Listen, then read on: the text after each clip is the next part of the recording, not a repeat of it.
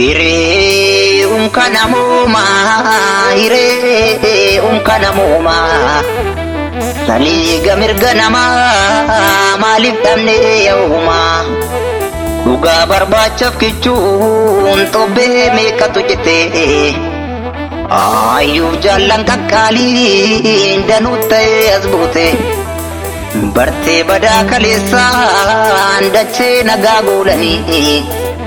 Nagaa waaraa gadhaabuu dhufee jira oguuni.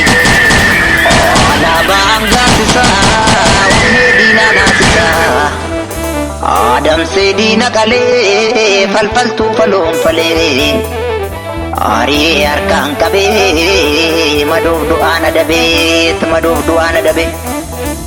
Hireen joortuu dhungoonee hiraarri manaa baanee. Mirga namummaa dhabnee fallayyaaf gaara buunee. Dirreetti dhiiga cobsaa imalaan dafqaroobsaa. Beela fiidee bu'oobsaa jechuun garaa hidhannee. Hirbuu gallee dhugoomsaa lolaa jirra ciccinee loluuf jirra finfinnee. Galmi kaayyoo fagaattu si'oomiyyoon kun nu abdii. Silas daandii warraaqsaa bu'aa fi jayii qabdi. Imaanaadhaan imalla akkamii rooroon bulla hidhannee biyyaa dhullaa riffisee manantaa ulee kalla nama eeggatu rooroo haa ga'u fidee nurra jaare.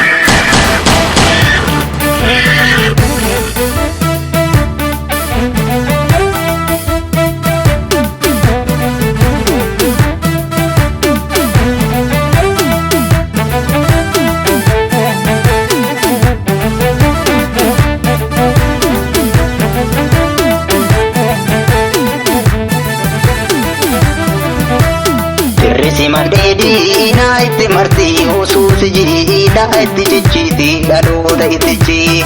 Akkuma dhugamoo humna Oromoo Oromiyaa eeguu itti qaruufi dhiyaanni xumuruufi. Akkuma dhugamoo humna Oromoo Oromiyaa eeguu itti qaruufi dhiyaanni xumuruufi. Dhiyaanni hin oolu sirra dhiyaanni ilkee walagarra dhiyaanni tuufaana laga.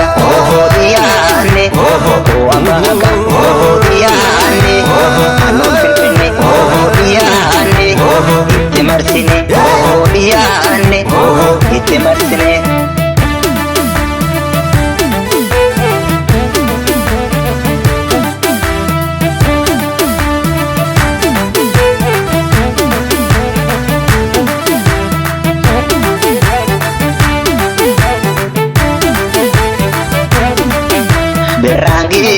Sori bullo ke amna jagna abeno bisa dagna na dandeesse obsi hause ko galli gae na sone satine jabate kabilo tunda yo mo kufada jalten tai ditbi abba ke basi kumada iyate kuyani mirgadiri re to ballanji galubi lo jabate ekate obsani gadangese butta kalufi urji wanko moljiksa shumi boru gurminsa kichu wanko wanani aje ko batte ugesa.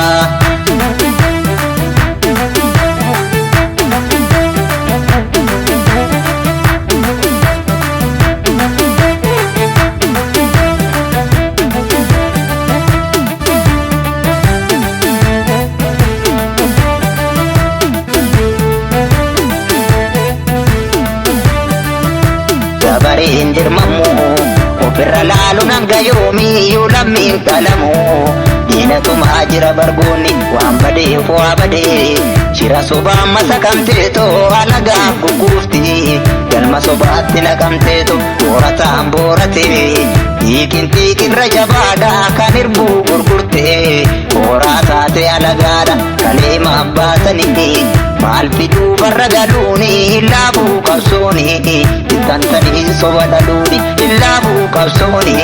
Ittantanii soba dhaluuni laafuu qabsooni. Ittantanii soba dhaluuni.